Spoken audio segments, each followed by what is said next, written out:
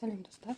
Қазір мен сіздерге осы сызып алу бойынша жаңағыдай керемет қалай жазғы комбинезон дей ма дейтін сондайды тігуді үйретемін. Ең алдымен алдыңғы бөлігін қиып алдым, екі бүктеп қолмен. Артыңғы бөлігін де қиып алдым. Және осындай аптачка дейді ғой, алдыңғы және артыңғы бөлігіне қолынан осынша 10 сантиметрдей түсетін етіп аптачка қиып алдым. Қазір мен соларды біріктіретін боламын. Ең алдымен аптачкаларды сәйкесінше қойып біріктіріп аламыз.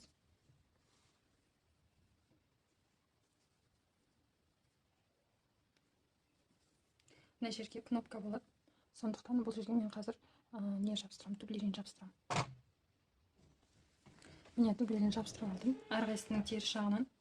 Енді киімді мен оверлоксыз тіккім келіп тұр. Оверлоксыз тігу үшін қазір ең алдымен киімді беткі жағынан бір-біріне біріктіріп тігіп аламын. Беткі жағы киімнің қазір осы жерден 0,7 мм-ге дейін тігіс түсіріп аламын.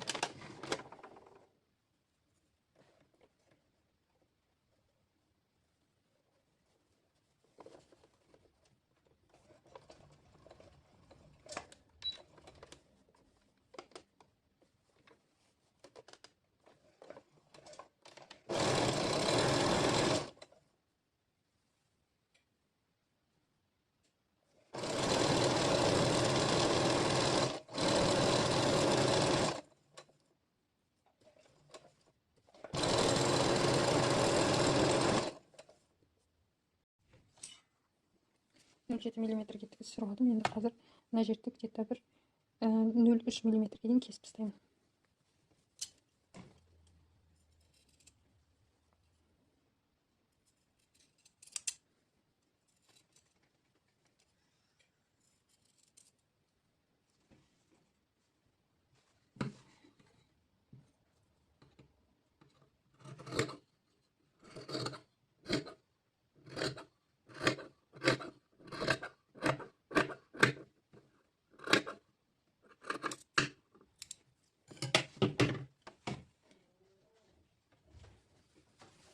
Кесіп алдық.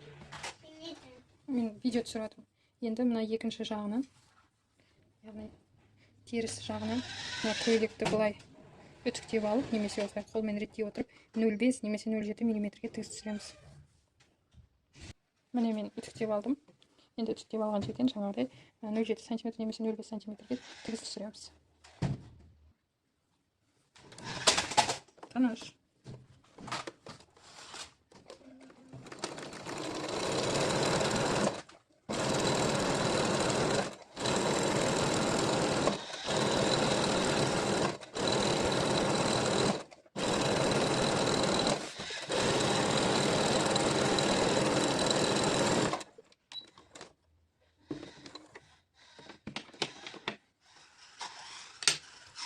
Осылайша тігіс түсірдік. Келесі жағынан қараған кезде, оң жағынан қараған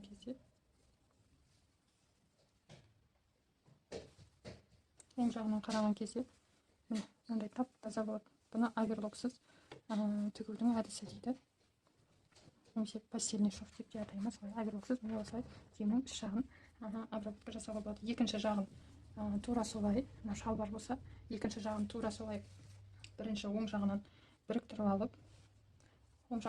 алып, тігіп, тура жаңағыдай кесіп тастап, 1 см немесе 0,7 немесе 0,5 см-ге дейін тігіс түсіріп шығамыз материалға байланысты. Шалбардың жан тігісін осылай қалдыруға болмайды, себебі мынаны жарысқа былай тартып тұрып үтіктеу керек. Міне мынау үтіктелген жағы, мынау үтіктелмеген жағы. Енді мынау аптачкаларды сәйкесінше қойып шығамыз.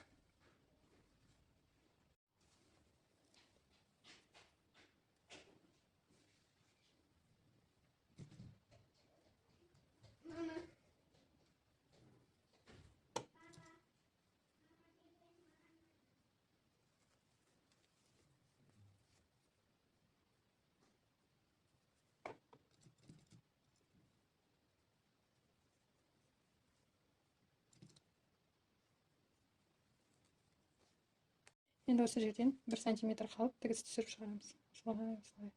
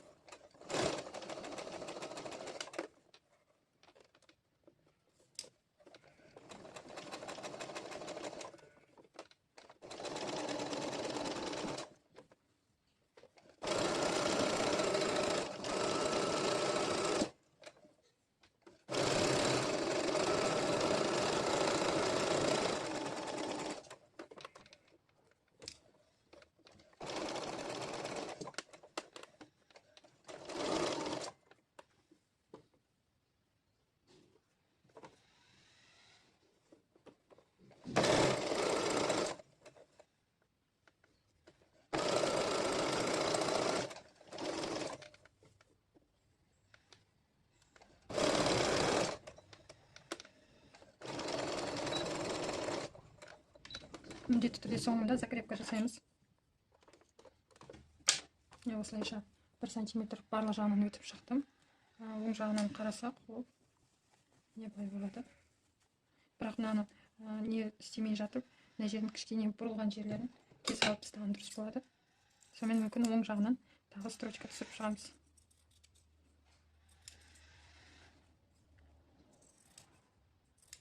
Именно осы дөңгеленген жерін. Және мына жерде дөңгеленген жерінде негізі былай насечка жасауға да болады. Бірақ мынау лен шашылып тұрған материал болғандықтан білмей тұрмын қандай қасиеті бар екенін, қалай өзін ұстайтынын білмейді. Сондықтан осылай кесіп жатырмын. Дөңгеленген жерін. Енді оң қаратамыз.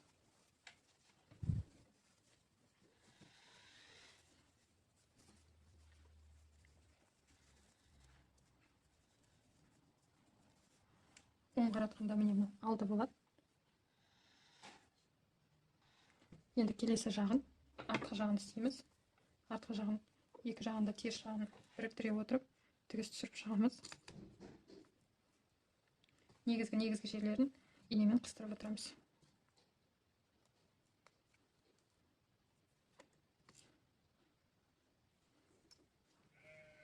Осылайша қазір тігісті бастаған кезде мына жерден бастаймыз 1 сантиметр. Көрініп тұр ма? Мына жерден бастаймыз 1 сантиметр.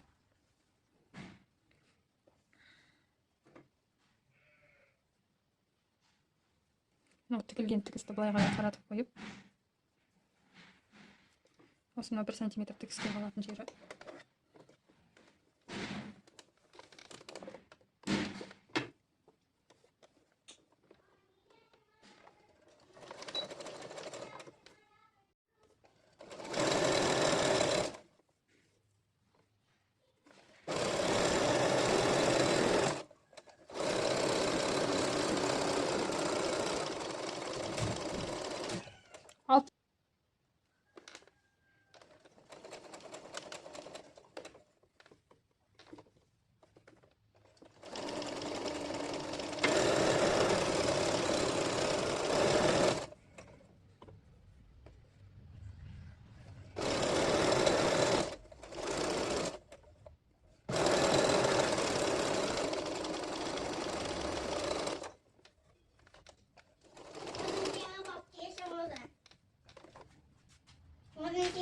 Söyleme. Okey.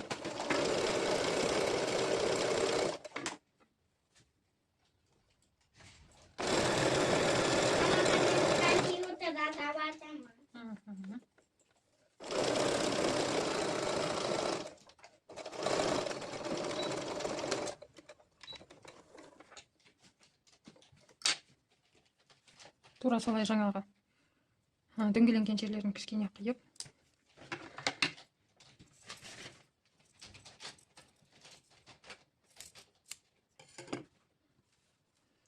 бұралған ойық жерлеріне насечка жасап,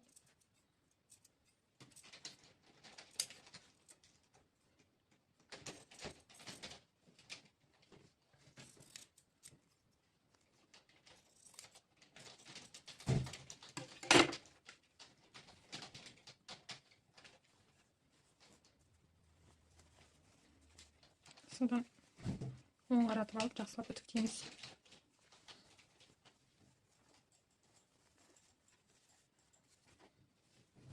Оң қаратып алып жақсылап үтіктейміз. Негізі мына жерден дополнительный строчка түсіруге болады, бірақ қазір қараймын қалай түсіреміз, қай жерден түсіреміз. Және мына жерден біріктіріп тіге салуға болады. Бұл жеріне де тура жаңағыдай тігіс қолданатын шығармын. Бірінші былай тігіп алып, қас көреміз сонысын. Или мүмкін сразу солай тігуге болады. Просто тігуге.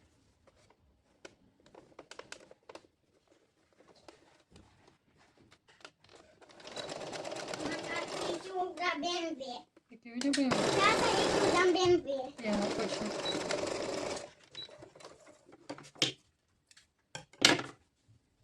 Міне тігіп алдым аптачканы. Мына жерін кішкене дұрыстап жіберемін.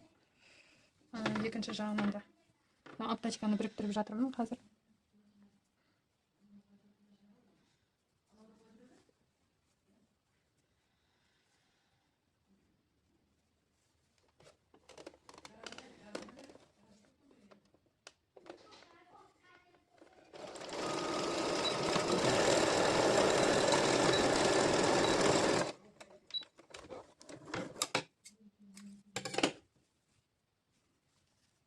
Осылайша аптачканы тігіп алдық. Қазір мен оны жақсылап үтіктеймін.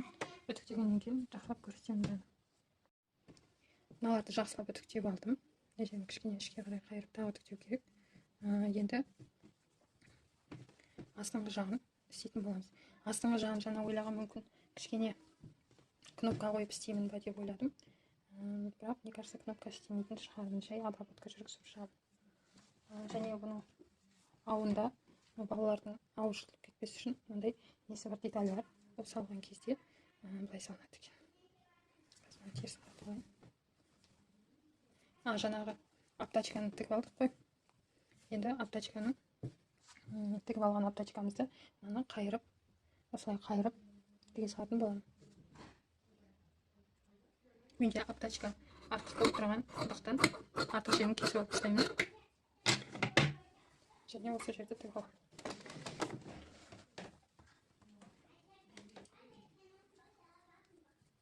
Мынау жұқа материал болғандықтан мен бұны екі қайырып істеп жатырмын.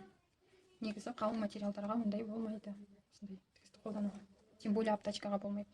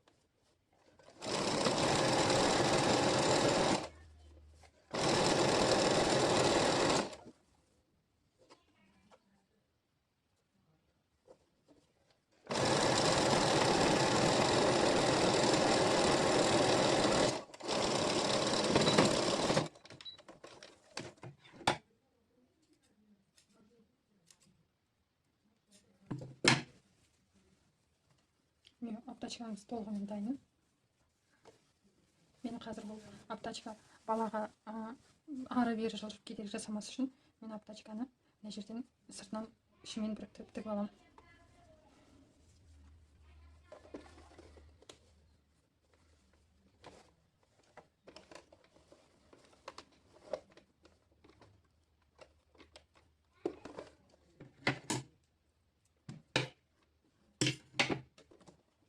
Тігіс көрінбейтін болғандықтан оны уайымдаудың қажеті жоқ. Прямо ең шеткі жағынан бастап тіге беруге болады. Ең бастысы мына жер дұрыс жату керек.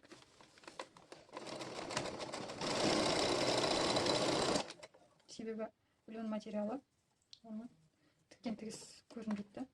Тем более материалдың өзі сондай жүрі сәйкес келіп тұрғаннан кейін бізге бұндай операция істеуге болады. Ал кейбір көйлектерден бұлай істеуге болмайды.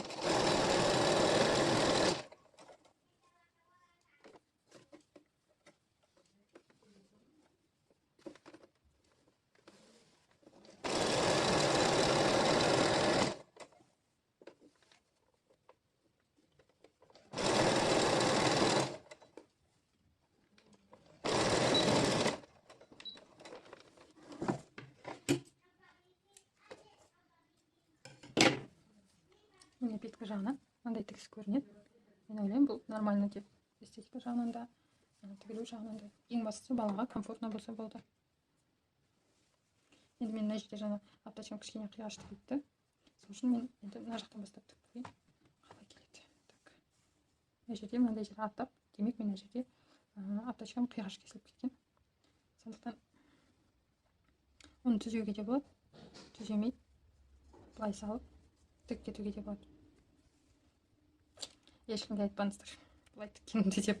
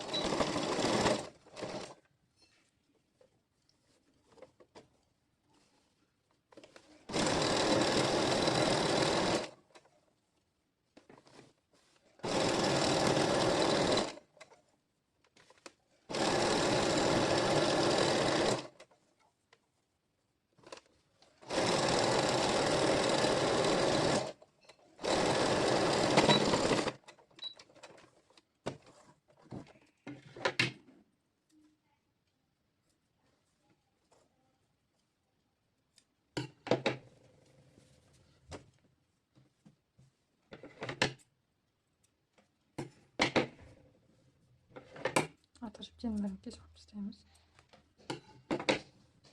Аптачкасы сыртынан былай көрінеді. Осылай мына жерде 2 кнопка болады. На вырез. Ішінен міне былай тап-таза әсемдеп тігілген. Осылай болады. Енді баланы ауына жаңағы біздің мына деталімізді қосып тігеміз. Себебі бұл шалбардың ауы қатты тартылған кезде, созылған кезде жыртылып кетпес үшін.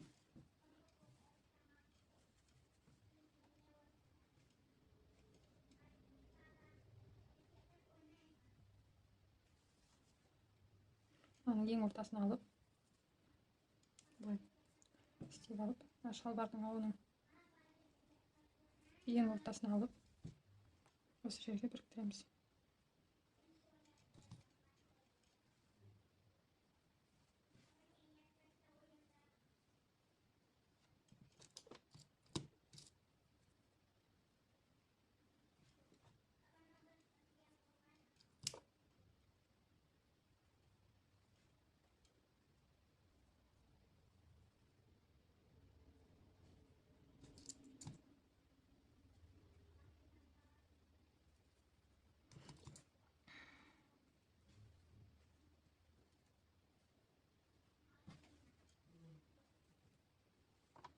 Мынаның тура ортасын алып, тура ортасы, сол алған ортасын міне кішкене сақалды материалдың ал жаңағы ортамен примерно осы жер біріктіреміз. Мына жақтарын біріктіреміз. Мен оң жағынан тігіп жатырмын. Оң жағынан қазір бұны получится, не получится, попробуй. Себебі мен оверлоксыз тігем деп ойлаған болатынмын. Оверлокпен, конечно, бұның бәрі оңай. Оверлоксыз қиындау. Сондықтан барлықтарыңызға оверлок алуды кеңес беремін.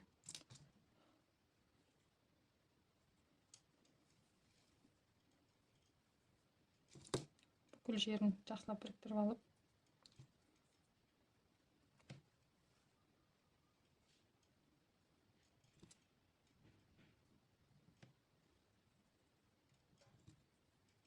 қазір қарап көремін. Болмаса, сөйтіп оверлокпен тігіп шығамын. Егерден, если не получится.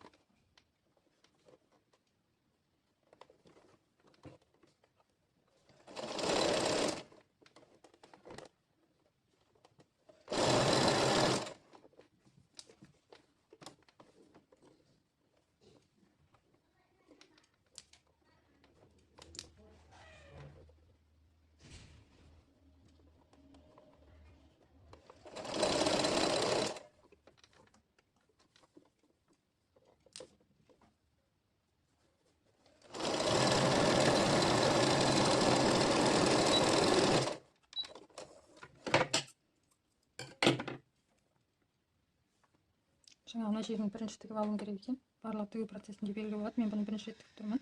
Мына жақ екінші рет тігіп тұрмын. Давно тіккен болғандықтан кішкене ұмытып тұрмын. Мына жерін бірінші тігіп аласыздар, содан кейін сплошной тігіске өтесіздер. Себебі мына жерінде қиындау болады қазір тігісті жүргізу.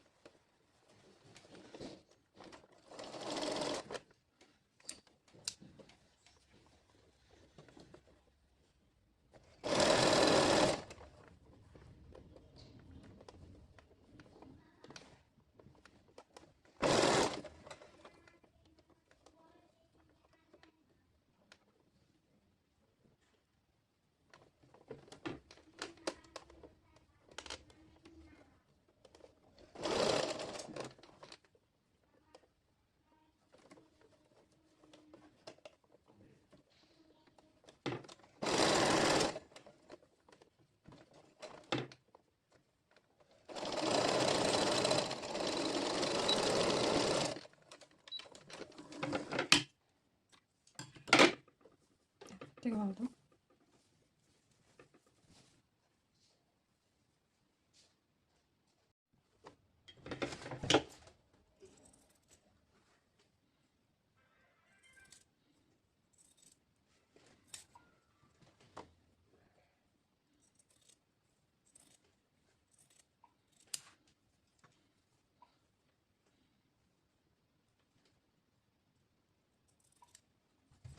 Papa makan makina sebelum makina.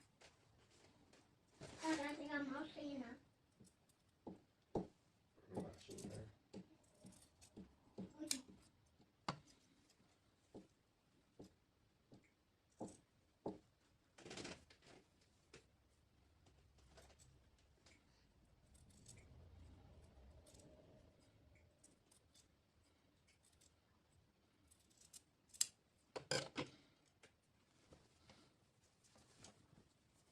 Makina.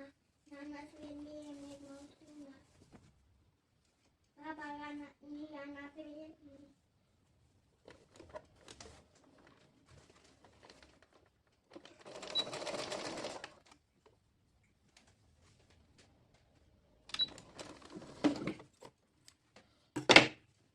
Papa sini. Что, это машина все. Papa anak sini. О, фаровый. Фаровый. Parama. Ini dong kayak kan. Ini. Папа айти берсең істегісі келмей қалады. Papa keruk nih sih. Semua mana keruk deh. Kayak itu saya keruk nih. Kayak keruk selai masina.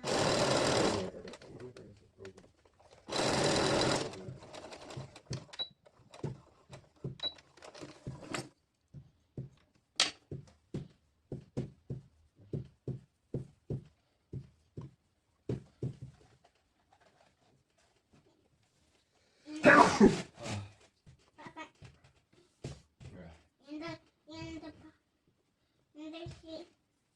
Yang sini sweetin boya.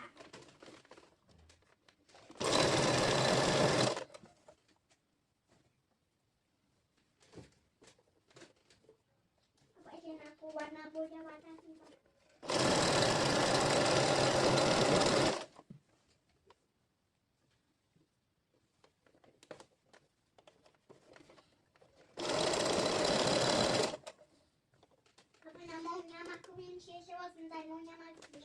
Maunya maklin gato aku aja. Да. Maunya maklin. Mau sebentar. Papa, isinya kalau udah makin ini ya.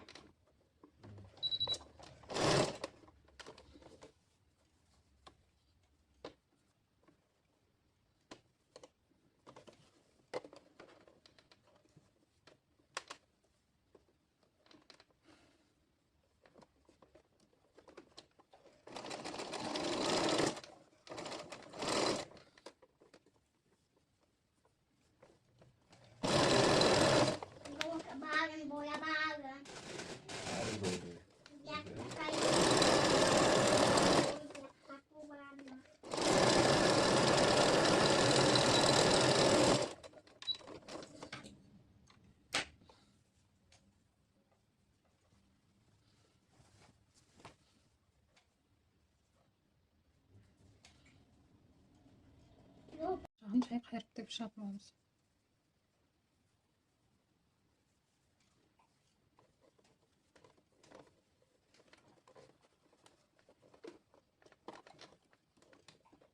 Қайырып тіккенде алдын ала тіктеп дайындап алуға болады. Немесе өзіңізге сенімді болсаңыз, сонда сразу тіге беруге болады.